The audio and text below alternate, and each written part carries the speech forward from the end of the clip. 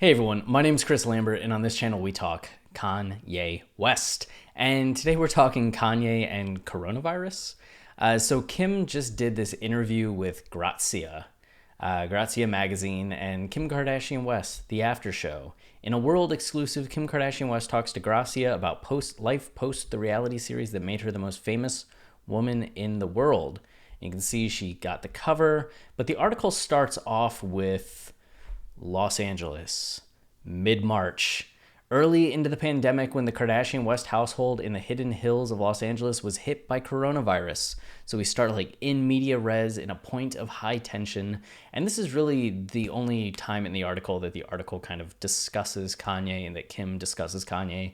But you can see that Kim's saying during the time that Tom Hanks and Rita Wilson announced that they had had COVID, her husband, the hip hop fashion powerhouse Kanye West, had contracted the virus as well.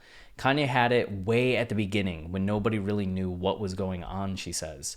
It was so scary and unknown. I had my 4 babies and no one else in the house to help us, which would be like a lot. I mean, in general, having 4 kids is a handful in the best of circumstances, right into the most seasoned of parents.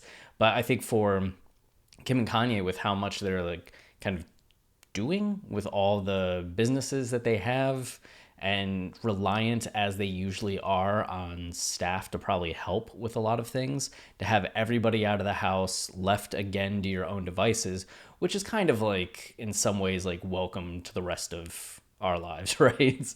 When most of us don't have staffs. If you are watching this and you have a staff, hey, good for you. But yeah, just having that empty house suddenly creep in and your husband's sick with this thing that the news is making such a big deal of, and you can tell he's really struggling. It had to be a pretty intense time. But she said no one was there to help. I had to go, and you can see the kids, like North 7, Saints 4, Chicago's 2, and Psalms 1. I had to go and change his sheets and help him get out of bed when he wasn't feeling good. It was a challenge because it was so unknown. Changing his sheets with gloves and a face shield was really a scary time. Like, did she bring him food at all? Like, was he eating? Was Kanye taken care of? Was he well fed? I need to know. But so Kanye, I guess, just got over it, and he's been gallivanting around, back at it. And the rest of the interview just kind of goes over different facets of Kim's kind of empire when it comes to her reality show, to the beauty and fragrance deal, KKW Beauty and Fragrance, signed the deal with Cody, to Skims and the success of Skims, and then kind of wraps up. But the big takeaway for Kanye fans is really the COVID aspect. We know that Kanye had announced via the Forbes interview, the infamous Forbes interview with Randall Lane, who Kanye now has some bad blood with. But you can see that he talked about it here, which kind of, I think, flew a little bit under the radar. But he says, chills, shaking in bed, taking hot showers, looking at videos telling me what I'm supposed to do to get over it. We know Kanye's big when it comes to YouTube. Kanye, if you're watching this, hey. I remember someone had told me Drake had the coronavirus, and my response was, Drake can't be sicker than me. Which, you get the nice entendre on like, Drake can't be sicker in the slang term of like better, cooler. So Kanye was going to be sicker than Drake, And then there was one more. What here? So this period where they're talking about like early March, this is right after Paris Fashion Week. So you can see that this was published on March 3rd. And Kanye was up in Paris like for the Fashion Week. And there were already concerns about coronavirus, mostly in Europe, right? At this time, it was China and Italy that were really being hit hard, and the rest of the world kind of sitting back being like, what is this? What's going on? And Kim had talked recently about being nervous to still go out to Paris Fashion Week just because of the virus, but they went anyway.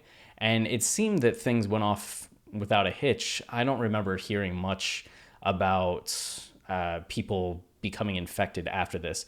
Not like Sturgis happened recently, right? The concert motorcycle rally, and that seemed to have, I think they said, accounted for 250,000 new cases of COVID. But I wonder if this was like sometime during this trip or in the aftermath of this trip was when Kanye contracted the virus, because it can normally sit for anywhere from 3 to 10 days before you start seeing the symptoms crop up. And if it was the middle of March when he got hit, it would have been right around this time, either a few days before or a few days after. But he was so close to his family and everybody else in his family was okay. I imagine it had to be like right after this trip he contracted it. But that kind of gives you a timeline of when this happened, that late February, early March, when things were just like cruise ships, Italy and China.